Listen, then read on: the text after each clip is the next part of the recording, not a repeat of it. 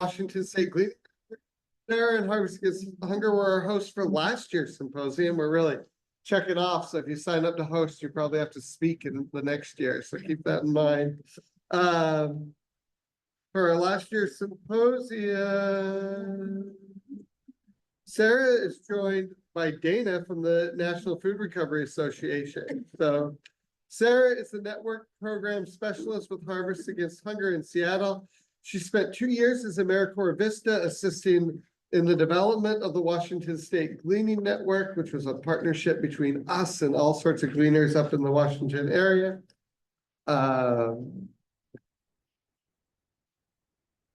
She's creating opportunities to improve access to good quality local food and bring people together to support their local communities.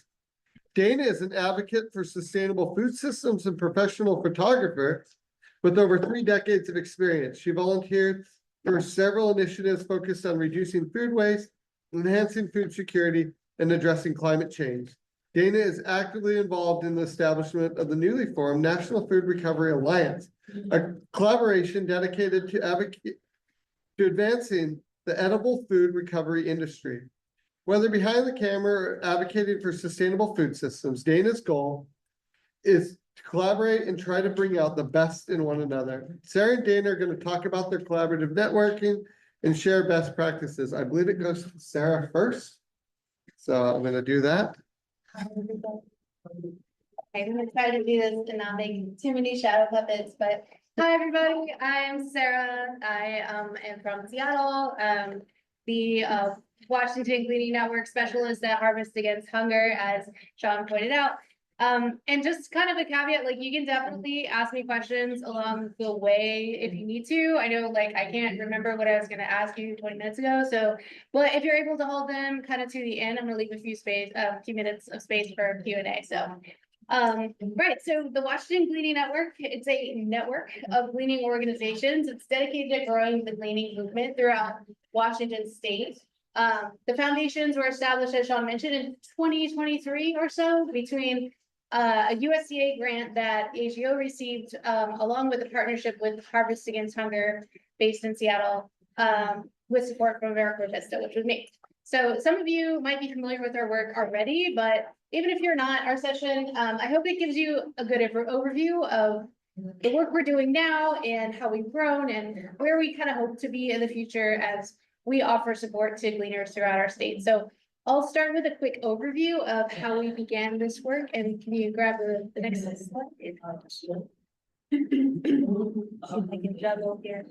Okay, so it began with some really interesting conversations with AGO and its partners. So AGO was discussing how they can grow the gleaning movement throughout the country, kind of through crafting regional networks that would help gleaners thrive in specific areas. And kind of given the agricultural strength and abundant resources, AGO kind of saw that Washington State was a perfect place to pilot this network creation process. And they hired me as an AmeriCorps Vista member to help build the structure of this network with support of Harvest Against Hunger, more on them in a second. And as we begin to learn more about the needs of Washington State gleaners, one of the most striking things that we kind of found was that there are some really fantastic gleaning projects and programs out there, but many of them, or most of them, are really disconnected. They don't even know about each other. And that's a really major source of stagnation, because without support, it's really hard to grow. So that was where we began. When we start to ask ourselves how we can create support for gleaners throughout the state. Next slide, please.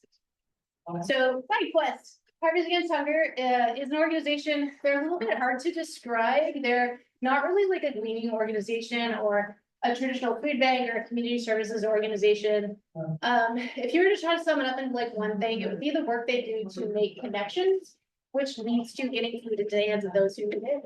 That would include finding and directing truckload-sized donations and facilitating small grants for local farmers. They have a thriving AmeriCorps Vista program, and they really create space for support between gleaners and partners. So the Washington Gleaning Network kind of fit right in as a supportive structure in the community. Harvest Against Hunger has generously agreed to host the Gleaning Network at its onset. They're extremely well aligned for this and really incredibly well connected within the local hunger relief community. So let's dig into some details about Washington State so you can kind of start to understand a little context of our program. Next slide, please. So this is a screenshot from the National Gleaning Project website, but in the US, there are roughly documented 250 odd gleaning programs. They're not really distributed to each state equally, like there's some states have like 3 or 6 or 10 gleaning organizations, but we in Washington State, next slide, please, have more than 40. We're like 16 or 20% of all the gleaners in the US. So, and the gleaning movement is growing, as we all know. More and more people are becoming really interested in learning about gleaning, and it's becoming an important part of the hunger relief and food waste culture. Next slide, please. So Washington State is an agricultural powerhouse. We are the #1 producer of apples in the US. We're #1 for blueberries. I think we're like #2 for cherries. We have more than 40,000 commercial farms, 145,000 acres of certified organic productive. So you could say Washington State is very well suited to gleaning activities, but Washington State has its own kind of unique challenges for gleaners. Next slide, please. It's a pretty big state. It's about 450 miles wide, and there's something like 8 billion people. There's a mountain range called the Cascades that runs in green there, kind of runs like north and south in the middle of the state, creating kind of like an east-west divide. It can be really difficult or impossible to pass in the winter. There's an interesting sort of geographic difference where that can even result in like different weather systems. So you could be really kind of vague and saying like the west side is really urban and wet, and then the east side is kind of rural and dry, but there's some kind of nuance there. There's so much food in the state, but it's really hard physically to get things from one end to the other. So, for example, folks in Bellingham, which is like up there, have said that they have more blueberries than they could ever harvest. And the folks out in Spokane, which is where I'm in this area, have said that they have more apples than people are willing to take. But going from one end to the other is like impossible for them to share. It would probably take like 6 hours to drive at least. And involve crossing the Cascades. It's just impossible. And that kind of disconnect makes it difficult to spread out the excess bounty that really exists in this state, and that leads to a lot of geographic and resource inequality. So there's an excess of food that never gets into the hands of those who need it. It might end up in compost or as food for pigs or in the landfill when it should be going to feed people. And there's another form of disconnect that affects gleaners beyond just geography and resources, which is kind of a knowledge disconnect. And I know I'm preaching to the choir here, we're all gleaners. But we're often like low on resources, right? We cobble together any way we can. We're constantly innovating. We're thinking outside the box, but we're also sometimes reinventing the wheel, so to speak. And harder knowledge has a way of disappearing. As I mentioned earlier, there are so many gleaners in the state, but until recently, most of us didn't even know about each other. And that's a really hard place to be because it's so much harder to really kind of realize big picture needs and realize our impact to answer questions like, is what we're doing working?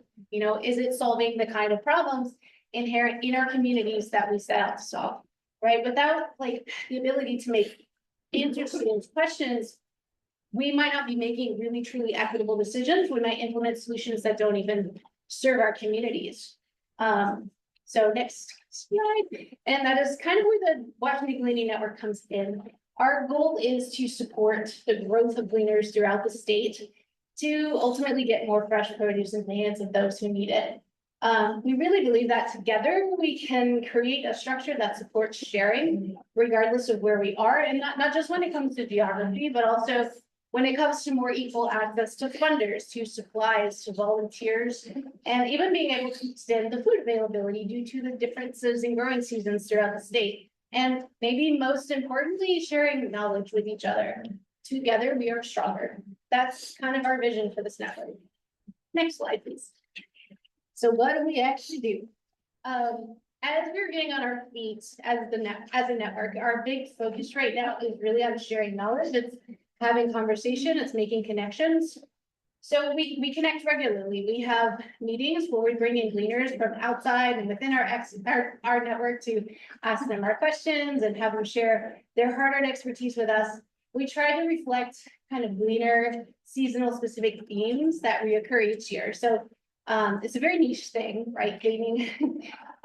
We talk about like the farmer's point of view of gleaning and considering the like reviving our relationships with farmers and our partners at the beginning of the year, and then we'll discuss like food safety and gleaner specific skills. And these are some of our future chats here at the bottom as well. Kind of, if you notice, like harvest workflow like happens in June, like our growing season really tends to be shorter and start a little bit later than some. So anyway, this is kind of phase one of our initiative to provide resources for gleaners so they can grow their operations. A big piece of growth is, of course, funds, like we could all use more of that. But you can also say like half the battle is knowledge. And that's kind of where we are right now. So one of the topics that comes up for us in a lot of conversations is the ability to access and pass on collective knowledge. So even though these programs are often begun by people with passion and drive, when that person leaves the program, often dies. Like this is not a new story for us. And so that's kind of where the where our organization is hoping to kind of toe the line. Like it's a really massive step back for growth, and it's really like effective organizations that are unable to rebuild their programs just because like they don't have the knowledge, which is a huge thing that we see over and over. Next slide, please. So just a few things in the few minutes that remain. There's kind of our really simplified three-part growth strategy. So it includes here at the top, meeting with leaders throughout the state to kind of mingle with each other. We learn from each other about our tools or techniques, knowledge sharing. Secondly, here, it includes exploring resources and tools, like some we simply share as we learn about them, and some we're developing ourselves. And then the third part of the strategy is kind of facilitating connection. That might be as simple as sending introduction emails to people between organizations. For example, folks out in Okanagan, which I don't have a map up, but it's kind of like central west, east side of the state, like had a gleaning program years ago that fell apart, and they're currently working to reinvigorate that program, and we were able to connect them with resources to help support that work.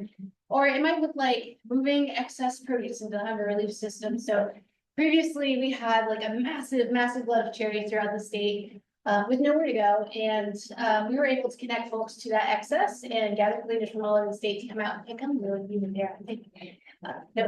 No, it was Rachel. Okay. That's awesome. And then the other piece, that's kind of the third piece of that strategy. Next slide, please. No, sorry. Third piece of that strategy is storytelling. So I love that that's kind of such a big theme at this event. And I'm sure we can all agree that gleaning is about so much more than reporting pounds and numbers.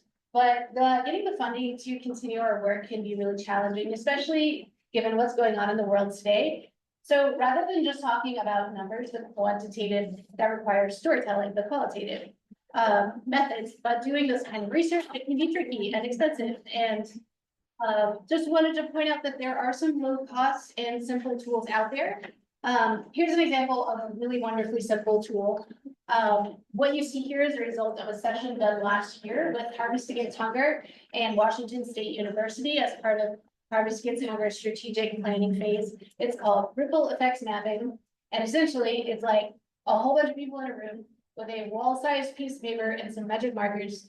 And they start with saying like something like Harvest Against Hunger did. And then somebody writes like what resulted from that. And then somebody else comes up and writes what resulted from that, and so on. And it becomes like a massive mind map thing, really just illustrating the tremendous impact that one action can have on a whole community. Next slide, please. So to wrap up, that was a lot, but I hope this kind of helps illustrate what we're doing out in Washington State and that real value of building connected and knowledgeable shared community, which provides legitimacy and resources to continue the vital work that we're doing growing the cleaning movement throughout Washington State, and this is just the beginning. So thank you so much for listening to me speak. Next slide, please. And this is kind of a shameless plug here, sign up for our newsletter. If you will get updates on what we're up to, upcoming meetings, events, resources, and more.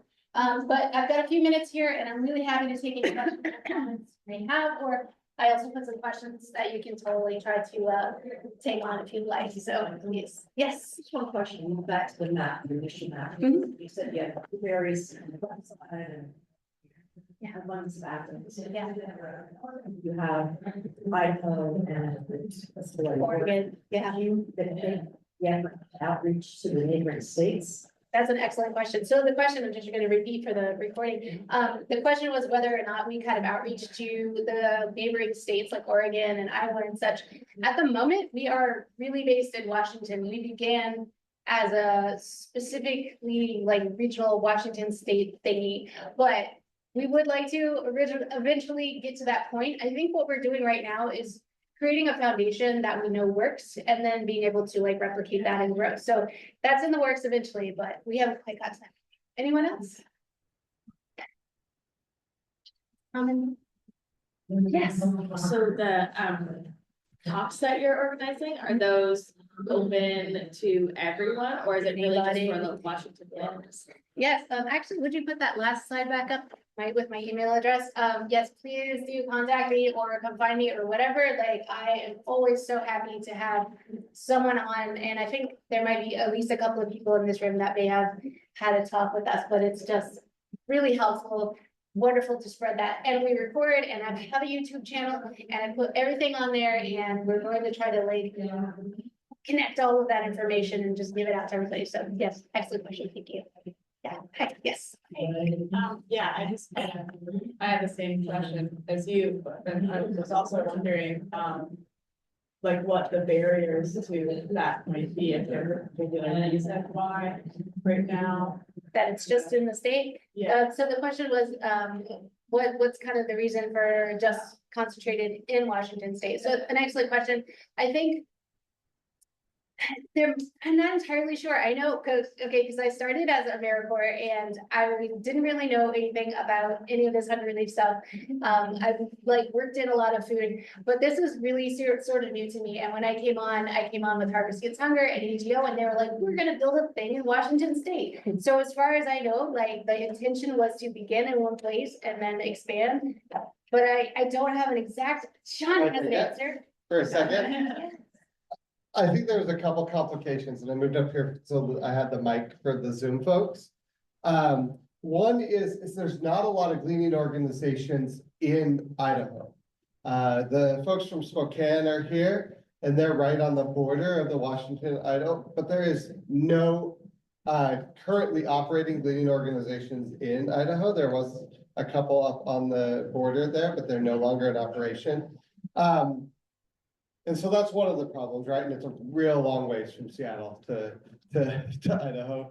But the problem with the Oregon folks is there's a lot of gleaners. There's like 10 of them.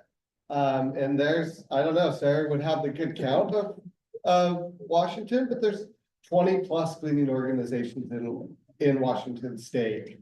Well, how many? 40 plus. So, I mean, there's a ton of gleaning programs in that state. And so it's a large group to try to pull that many people together. And so that's another obstacle. There is a couple gleaning programs that operate on the border, and they have been involved in the work that Sarah and her team have been doing. But, you know, like some of the Southern Oregon to Northern Washington, that's gotta be, I don't know. I see Casey nodding his head back there because he's from Oregon, but it's hundreds of miles, you know, probably 500-600 miles. So it's a huge area. Got a question from the chat. Oh, from the chat. The question from the chat is, can you speak more to how we can revive relationships with farmers, how we can support them? That's an excellent question. So relationships begin with trust. I know it's a very cheesy thing to say, but it's so true. You begin by building trust with people, and like You know, a lot of farmers, they have a lot of work that they do and it is really hard work. And we all know this. Go out and help them. Like, we went out and like moved some rocks yesterday, like really just like whatever it is that they need, make it a reciprocal relationship that helps build trust. So I think that's the first thing I would say. That's a complicated question. No, I was gonna say. Oh yeah, we gotta wrap up, but you guys feel free to come and find me later. This has been awesome. Thank you.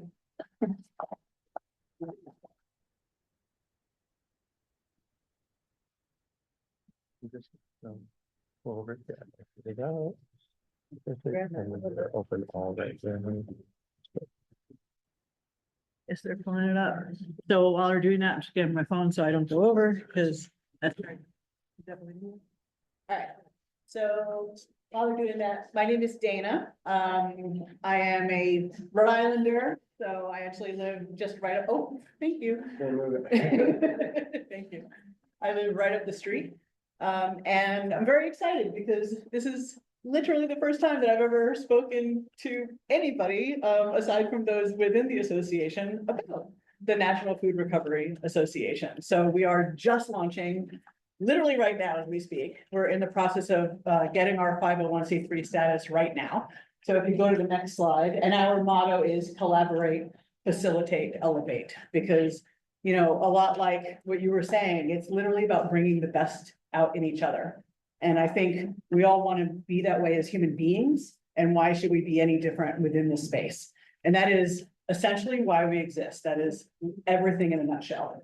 So we are a member-driven network, meaning we have food recovery organizations that specialize or prioritize surplus food that is edible, that can be redistributed to organizations. So anybody doing gleaning or food recovery from restaurants, warehouses, et cetera, we definitely want to encourage all organizations to join.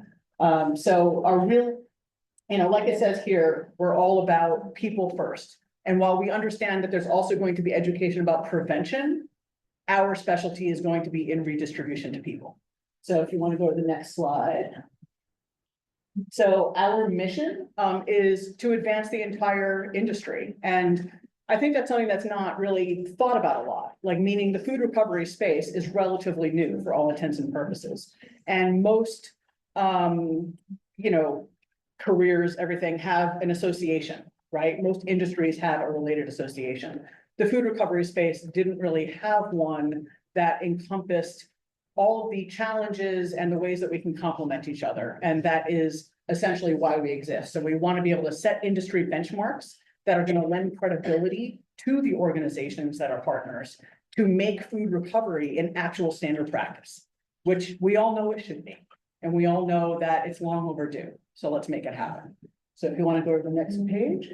So really the impetus was, I think why we're all here in this room right now, is that we have shared challenges, shared successes.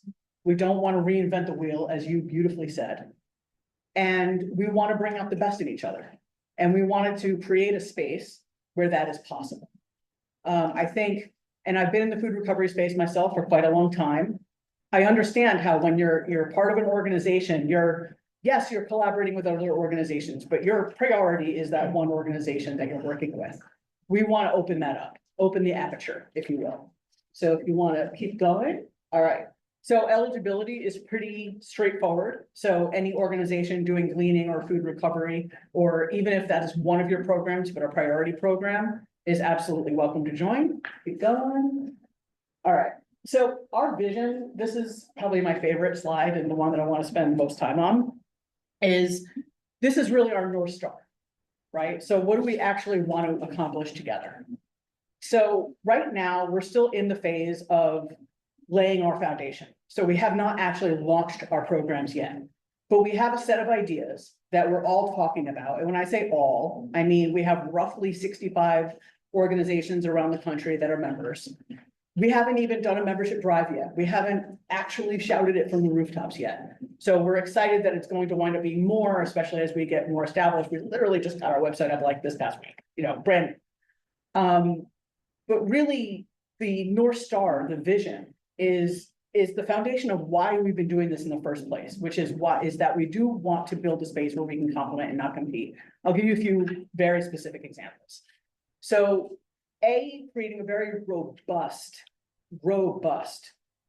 directory, meaning when a business is looking for an organization that can recover surplus food, they need an organization that's actually going to fit their needs. So if I'm looking for a doctor, I'm not going to look for a cardiologist if I have something wrong with my knee. Okay. The problem is that a lot of businesses will just put food recovery into like one big space, like putting a doctor into one big space. We need to narrow that down. Because what happens is when businesses are looking for a food recovery organization and they can't find one and they have a million things to do, it just slips between the cracks. We want to make it so that that does not happen. So creating a system that will address that. Okay, that's A. I think that's going to wind up being kind of the cornerstone. If you branch out, I think it's going to look like awareness programs. So I'll give an example. So one organization may not set up a booth at a national hotelier conference because they're only in 2 states or 3 states or something like that. Whereas if we're there and we're able to say we have X amount of organizations throughout the entire country, from rural to urban to this, and we can actually match or at least lead you the right direction to organizations that are going to be able to work with you, then we can actually help match or pave the way for more businesses to do the right thing. Okay, so that's one example. It might be putting a full page ad out in a culinary magazine that goes to chefs, right? So if we're able to do that, I'm thinking everything I'm saying is things that we're thinking about, not things that I'm not promising that we're going to do within the next year, et cetera, but it's all our North Star. It's how we envision bringing people together.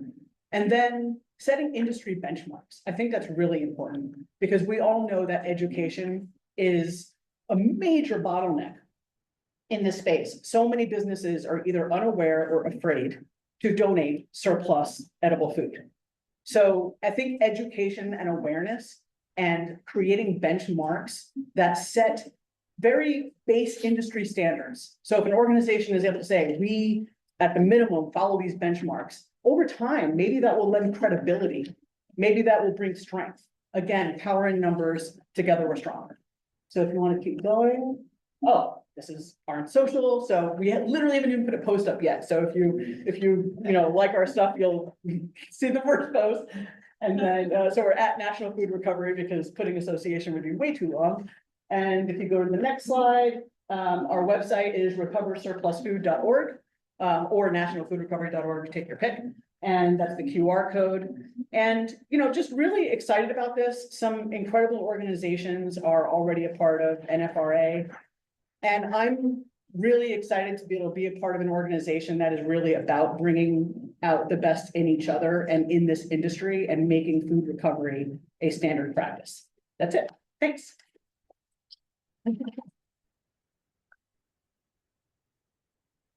You're done? I think we have like 7 minutes. Bring it. Hi. Hey, so one thing that I'm from Leavenworth, Washington, and we have a Gleaning program as well as a food pantry that we, start food from.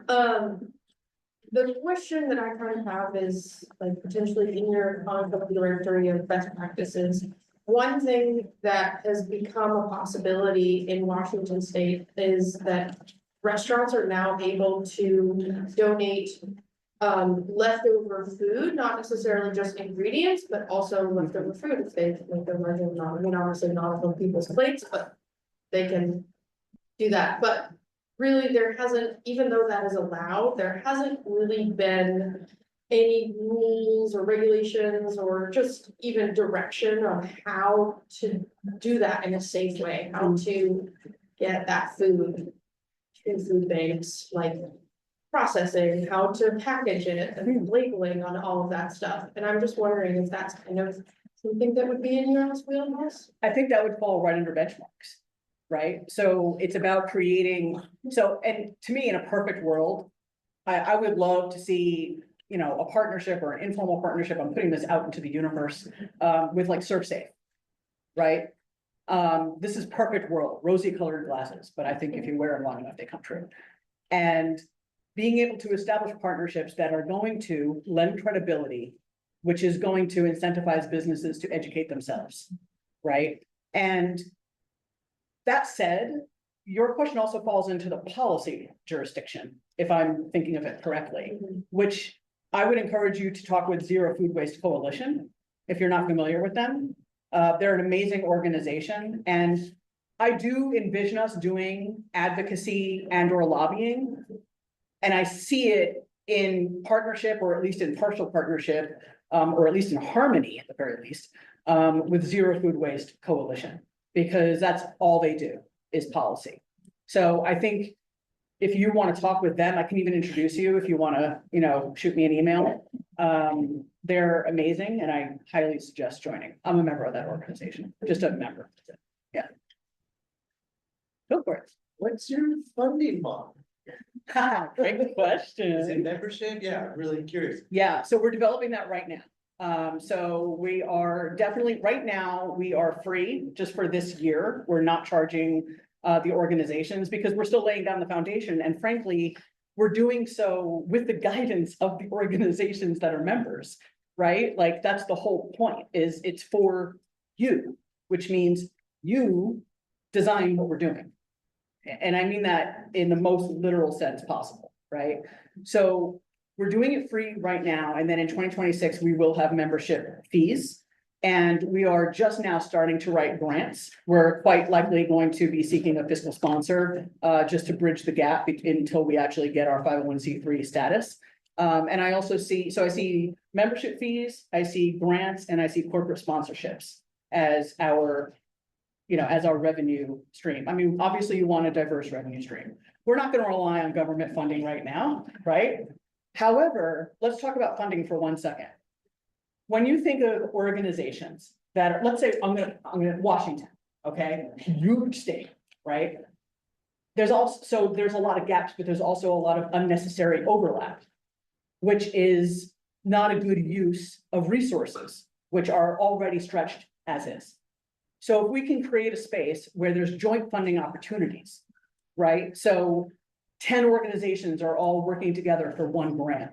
We're going to cover this area. We're going to cover this area. We're going to cover this area. It avoids overlap. You're not performing outreach to the same businesses, which we all know happens all the time. How many thousands and thousands and thousands of dollars have been spent for all of us to reach out to Sodexo, right?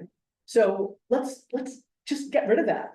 Let's maximize our resources, maximize every dollar. And that will actually decrease the amount that surplus food is to redistribute, which will even bring greater value when it comes to grant narratives, right? So we're going to diversify our funding, but on the funding side, we want to try to create a space where more organizations can work together harmoniously, avoiding overlap, filling gaps, so important, and maximizing every dollar. North Stars. Any other questions? Time for one more. You get the last question. Who wants it? Go for it. Did this kind of come out of a request from a lot of organizations, or have you kind of seen a common thread that people are like, hey, if only we could have a nationwide?